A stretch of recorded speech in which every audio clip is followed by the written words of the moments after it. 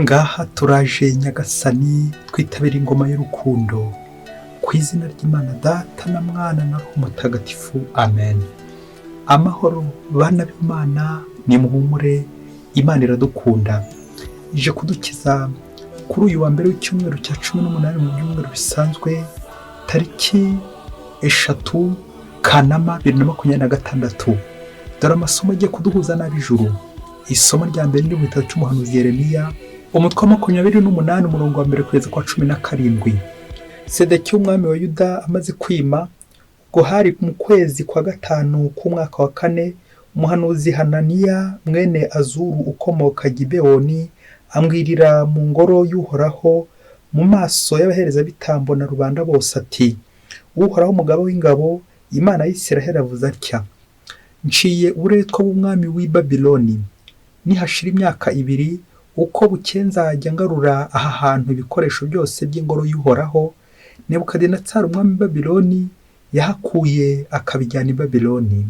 Kandi nzagarura aha hantu Yekoniya mwene Yowakimu umwami wa Yuda hamwe n'abantu ba Yuda bose bajyanywe bunyago i Babiloni, kuko nyine nzaca uburetwa bw'umwami w'i Babiloni. Uwo ni Uhoraho bivuze. Umuhanuzi Yeremiya asubiriza umuhanuzi Hananiya imbere y'abaherezabitambo n'imbaga yose yari ihagaze mu ngoro y'Uhoraho, amubwira ati: Amen. Uhoraho nabigenze atyo, narangiza amagambo uhanuye, maze agarure aha hantu ibikoresho by'ingoro biri i Babiloni n'abantu bose bajyanywe bunyago. Nyamara ariko tega amatwi iri jambo ngiye kukubwira wowe n'umuryango wose. Kuva kera na kare abahanuzi batubanjirije nge nawe bahanuriye ibihugu byinshi n'ingoma zikomeye, bakabamenyesha intambara, amakuba n'ibyorezo. Ariko niba umuhanuzi mu guhanura kwe amenyesha amahoro, azemerwa ko aherejwe n'Uhoraho koko igihe ibyo yavuze bizagaragara. Nuko umuhanuzi Hananiya afata za ngeri z'ibiti zari ku ijosi rya Yeremiya arazivuna, maze avugira imbere ya rubanda rwose ati: Uhoraho avuze atya: Imyaka 2 nishira uko bukeye niko nzaca uburetwa bwa Nebukadinezari umwami wa Babiloni, nkabuvana ku ijosi ry'amahanga yose. Nuko Yeremiya aragenda. Umuhanuzi Hananiya amaze kuvuna bya biti byari ku ijosi rya Yeremiya, Uhoraho abwira Yeremiya ati: Genda ubwire Hananiya uti: Uhoraho avuze atya: Ingeri z'ibiti wazivunnye, none zisimbuze iz'icyuma. Koko rero Uhoraho umugaba w'ingabo, Imana y'Isiraheli avuze atya: Ingoyi y'icyuma niyo nzabohesha amahanga yose, kugira ngo agaragire Nebukadinezari umwami w'i Babiloni. Azamukorera ndetse n'inyamaswa zo mu ishyamba ndazimweguriye. Umuhanuzi Yeremiya niko kubwira Hananiya ati: Hananiya, tega amatwi, Uhoraho niyakohereje, ni wowe utuma uyu muryango wiringira ibinyoma. Niyo mpamvu Uhoraho avuze atya: Ngiye kuguca ku isi, uyu mwaka uzapfa kuko watoje imbaga kugomera Uhoraho. Nuko umuhanuzi Hananiya apfa mu kwezi kwa 7 k'uwo mwaka. Iryo ni ijambo ry'Imana. Zaburi 119. Mana yanjye, unyigisha ugushaka kwawe, urandinde inzira y'ikinyoma, maze ungirire ubuntu, umpa amategeko yawe. Ntungure mu kanwa ijambo ry'ukuri, kuko niringiye amateka waciye. Abagutinya nibangarukire, bazamenye ibyemezo byawe. Umutima wanjye ntuberwe no gukora icyo ushaka, bityo sinzakorwa n'ikimwaro. Abagira nabi barashaka icyankuraho, ngewe nkomeza guhugukira ibyemezo byawe. Ntabwo nacishije ukubiri n'amateka waciye, kuko ari wowe uyantoza. Mana yanjye, unyigisha ugushaka kwawe. Nyagasani Yezu nabane namwe. Amagambo ng'ivaji ntagatifu yanditswe na Matayo umutwe wa 14 umurongo wa 22 kugera ku 36. Muri icyo gihe Yezu amaze kugaburira imbaga mu butayu, ategeka abigishwa be kujya mu bwato no kumutanga hakurya igihe agisezerera rubanda. Amaze kubasezerera, azamuka umusozi kugira ngo asengere ahiherereye. Umugoroba ukuba ari wenyine, naho ubwato bwari bugeze kure y'inkombe, buhungabanywa n'imivumba, kuko umuyaga wabuturukaga imbere. Nuko bujya gucya, aza basanga agenda hejuru y'inyanja. Abigishwa babonye agenda hejuru y'inyanja bakuka umutima bati: Nibaringa. Bashya ubwoba, niko kuvuza induru. Ako kanya Yezu arababwira ati: Nimuhumure ni njye, mwigira ubwoba. Petero niko kumusubiza ati: Nyagasani, niba ari wowe tegeka ko ngusanga ngenda ku mazi. Yezu ati: Ngwino. Nuko Petero ava mu bwato agenda ku mazi asanga Yezu. Ariko abonye ko umuyaga uteye inkeke, agira ubwoba, atangira kurohama. nuko atera hejuru ati nyagasani nkiza. Ako kanya Yezu arambura ukuboko aramusingira ati wamwemera gatowe niki cyatumye ushidikanya? Nuko ageze mu bwato umuyaga urahosha, abari mu bwato bamupfukamira bavuga bati koko uri umwana w'Imana. Iyo ni ivanjiri ntagatifu. Koko uri umwana w'Imana. Bayoboke b'Imana nimugire amahoro. Aha tugeze ni kuri buri munsi. Fungura buri munsi nyaboneka. Ufungure buri munsi. Ariko ntuze kongera gufungura abandi buri munsi. Ineza y'Imana buri munsi, ijambo ry'Imana buri munsi. Nyuma yuko tumaze kuzirikana isomo rya mbere twasanze mu gitabo cy'umuhanuzi Yeremiya, aho batubwira abahanuzi b'Imana n'abahanuzi ba Behari kibaranga. Nta kindi nuko icyo umuhanuzi w'Imana yavuze, kubera ko atumwe n'Imana, amaherezo kizasohora kizaba. Naho icyo umuhanuzi wa Behari avuze, faux prophète, abahanura b'inyoma, ntabwo kiba, nta kuri kuba kurimo. Nguko kuri kw'Imana. Mu gihe abahanuzi ba Behari abahanura b'inyoma nk'abahananiya bahanura ibinyoma, umuryango w'Imana ukabohokaho bakishima ati yo yahanuye neza we, ari guhanura ibizaza we. Kandi ari uko gusa yavuze iby'amahoro, nyamara Imana ibabajwe nuko hari abantu bajya ku ruhande rw'amahoro ya nyirarureshwa, aho kugira ngo bumve amahano bari gukora kugira ngo bagarukire Imana. Aha nyagasani nawe nanjye ari kwifuza kudutunga agatoki. Harya ukurikiye abahe bahanuzi? Abahanura b'inyuma cyangwa abahanuzi b'ukuri b'Imana bavugisha ukuri, bakorera Imana, begera Imana? N'isomo ry'ivanjiri riratwerekeza Yezu Kristo umuhanuzi w'ukuri. Rimwe na rimwe n'abamukurikiye ba Petero n'izindi ntumwa ntabwo bamwemera, barashidikanya, bafite ubwoba kuko batari guhamya amizero yabo muri Kristo. Ako kantu umubyeyi we, igihe cyose utari kundumura amizero muri Kristo, ushobora kugwa, ushobora kurohama, ushobora nanjye kuvuga gupfa, atari iby'umubiri gusa, ahubwo urupfu rwa roho ugapfa uhagaze. Na niyo mpamvu muri aka kanya tujye kuzirikana ku ngingo igira iti kwirinda kwihugiraho. Nyuma y'amasomo yatambutse nanjye kuvuga muri aya masomo, cyane cyane muri ino vanjiri tugiye kwibandaho, ni menshi cyane. Uburyo twumvise Yezu agendera ku nyanja, birangiye bamwemeye kubera iki? Guhosha umuyaga n'imihengeri. Tujya kuzirikana ku ngingo akenshi tudakunze kwibandaho, impamvu Petero yatsinzwe. Nta kindi gisubizo tuza kubona no kwihugiraho. Petero guki atashoboye kugenda ku nyanja nk'uko Yezu yabigenje? Kuki yatsinzwe? Turabona impamvu eshatu ziza gukumurikira mu buzima bwawe. Ongera urebe uti hari ubu kuki yanjye atsindwa? Kuki ngera hariya ntibikunde? Uraza kubona impamvu nawe.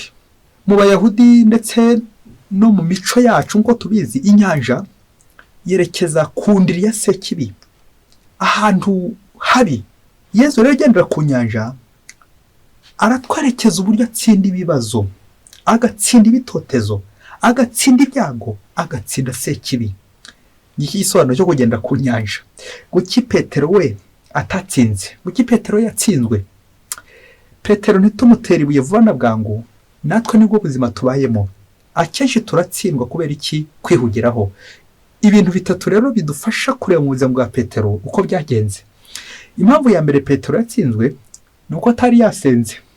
Ukurikire nanjye kuvuga filime uburyo Yezu yakoze ibitangaza, nyuma akavuga atari ko ngene n'akantu ka rosursoma spirituel, ngene kugira ngo nongere mpure n'Imana. Ajya kwiherera, abandi bo bakomeza urugendo. Petero ntabwo yari yasenze. Yezu we impamvu agendeye ku nyanja bigakunda, yagize igihe cyo gusenga, afite imbaraga za roho. Niyo mpamvu aza gutsinda biriya bishuko, akagenda hejuru y'inyanja akabishobora. Petero we rero ntabwo yigeze akora imyitozo, exercice spirituel ntazo yize akora. Aha rero niho agiye gutsindirwa hambere. Impamvu ya kabiri yatumye Petero atsindwa nta yindi usibye gushidikanya. Urumva Petero atangiye abona Yezu, ariko ati uriya ni baringa. Aha ubwabyo atangiye guhindura Yezu shitani baringa, aho ngaho nyine yatsinzwe gushidikanya ku mana bw'Imana. Yezu ni Imana ariko ntibari kumubona, bari gushidikanya. Ibi natwe Petero ahuye nabyo, gushidikanya birerekeza ubuzima bwacu natwe uburyo dushidikanya ku bubasha bw'Imana.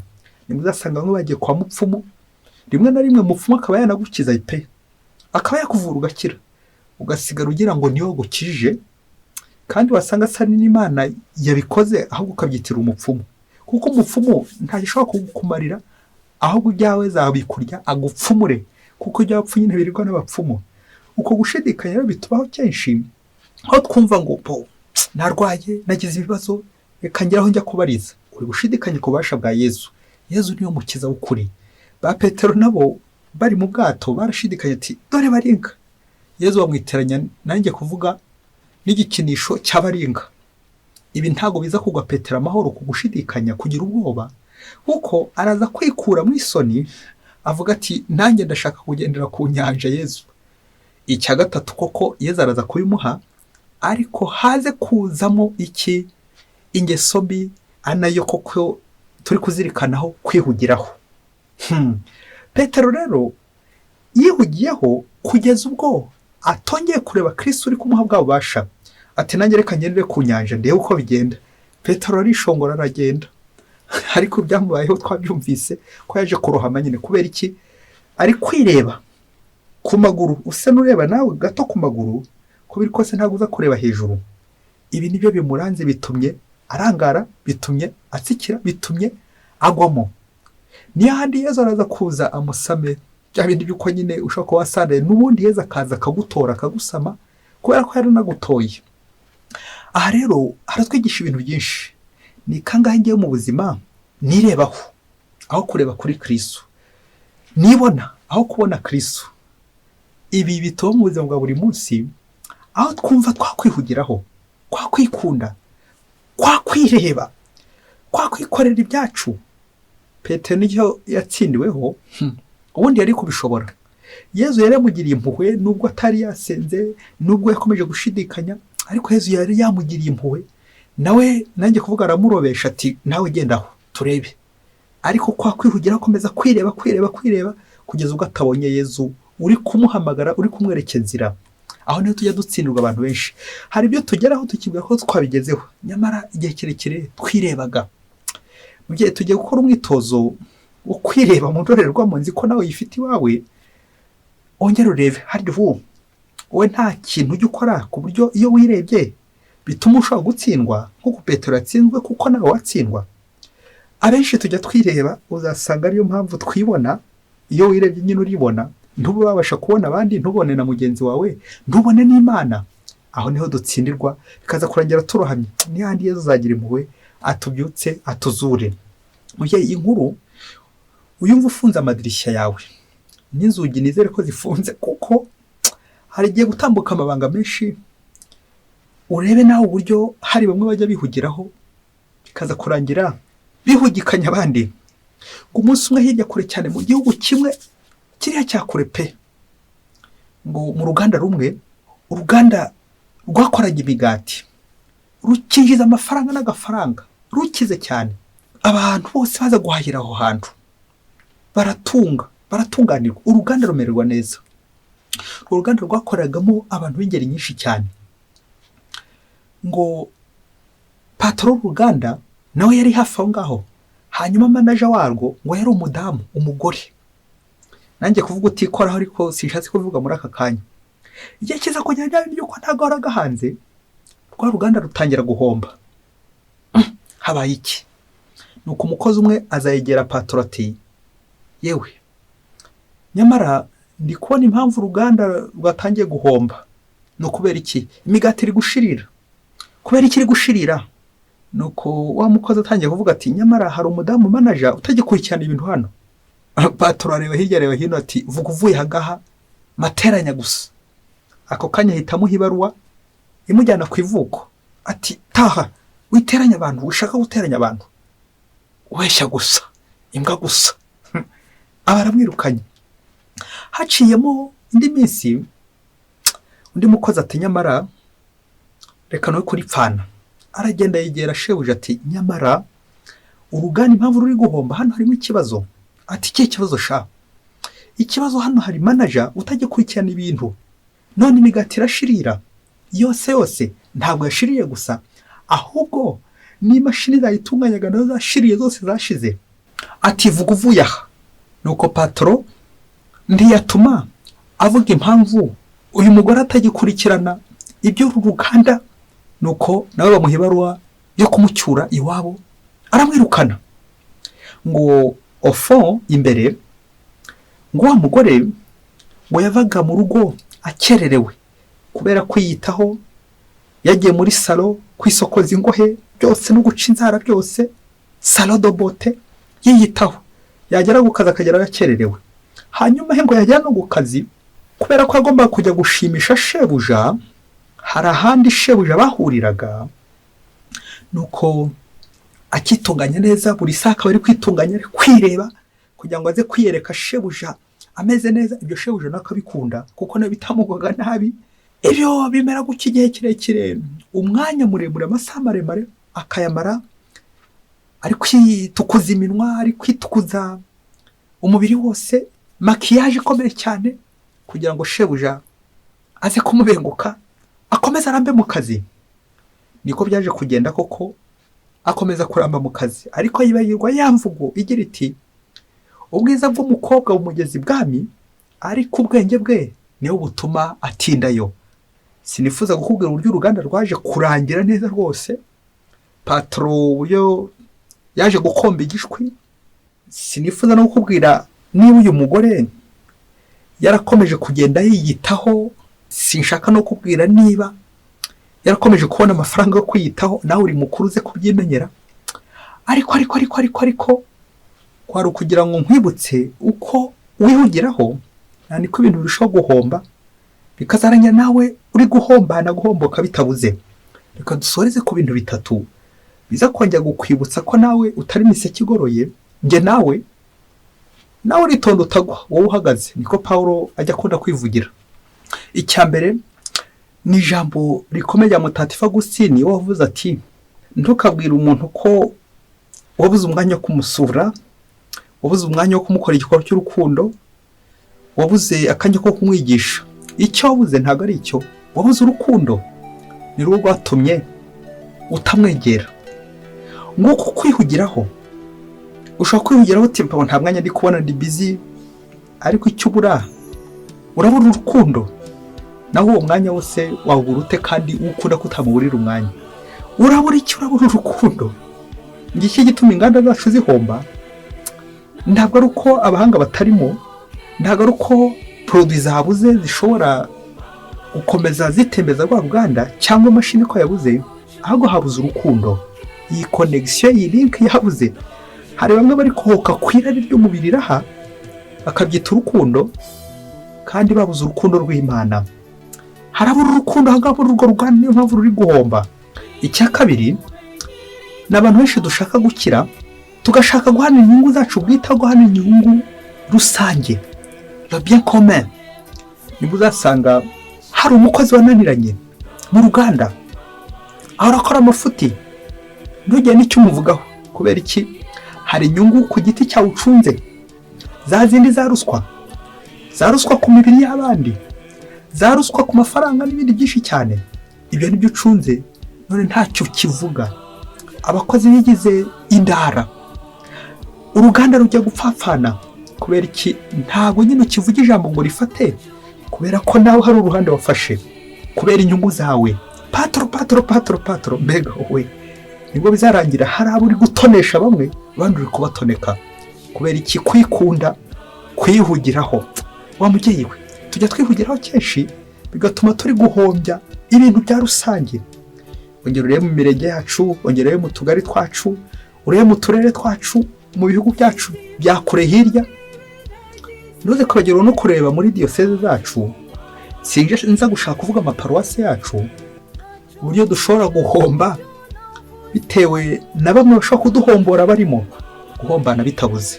Kubera iki? Gukurikirana inyungu zawe ku giti cyawe, aho gukurikirana inyungu rusange. Iyi ndwara turerwa abantu benshi nusanga uyirwaye uzi kwisuzumisha wivuza hakiri kare, nusanga utarayandura please irinde. Reka tujye ku cya gatatu nakuzigamiye uyu munsi gikomeye. Ni indwara abantu benshi barwaye, abagabo batangiye kuyandura kandi kera ubundi nta mugabo rwose wari kujya muri ibyo bintu bipfuye amaso byo hasi. Ubwo se wakeka ko ari iyihe? Ubwo nagira ngo mvuge ko ari abagore, ariko abagore ntibaze kuntera ibuye, bamba bari bagihangane nyaboneka. Ni ikibazo kiremereye cyane, abantu benshi banibwira ko atari n'icyaha, nyamara ni n'icyaha ku bundi buryo. Kuko iyo uhigiyeho ntukore inshingano zawe ko bikwiye, none wagize ngo icyo si icyaha bita kwirengagiza. Aho niho shinge icyaha cyo kwirengagiza. Uragira ngo nkivuge rero, mu gifaransa bayita maquillage, bya bindi salon de beauté. Wagiye kwikwiza, wagiye kwinezeza, uri gusiga inzara zawe, ingohe zawe zose, za verine ku munwa n'ahandi hose, ukisiga mu korogo, ukashaka kwihindura umuzungu ku ngufu. Aho ngaho uri gushotora Imana, uri kwigira uko utari. Ubundi icyo cyaha ni cyo kwigereza, kwigira uko utari. Wowe ururukara, wagumanya agakara kawe, urashaka kwigira inzobe ushaka iki? Hari imisatsi Imana yakwihereye, hari isura Imana yakwihereye, urayihindura ushaka iki? Ko iyo sura ari Imana yaguhanganye, kuki ushaka kwivumbura ku Mana? Abari bisize ka mukorogo manje kubasuhuza hakiri kare, za makiyaje nabo ndabasuhuje mukomere.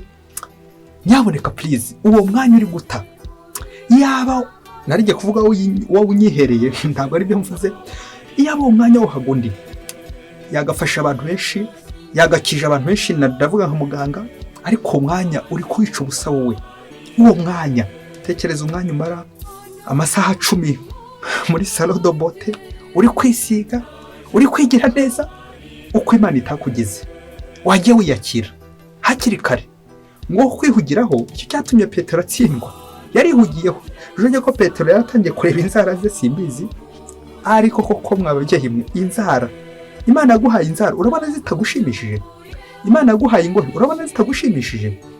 Imana yaguhaye umunwa mwiza urabona utagushimishije? None uri kuyangishaho iminwa igibeshya gusa.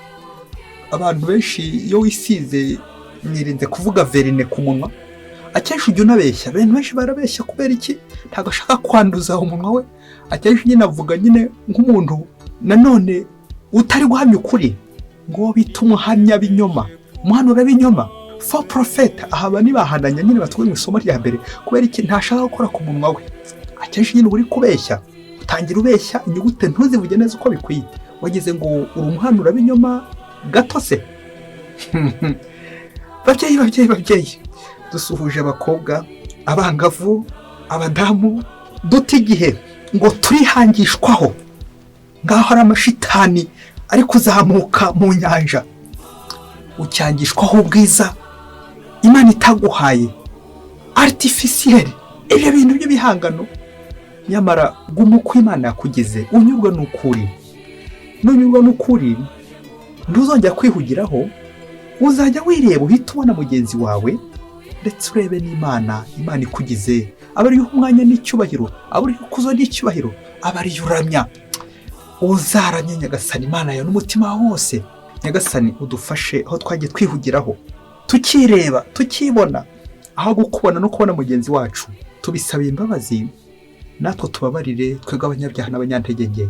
Tubisabye kubwawe Yezu Kristo umwami wacu, amen. Mwese Imana ibahe umugisha. Imana Data na Mwana na Roho Mutagatifu, amen. Padiri Masumbuko Ladislas wa Diocese ya Cyangugu.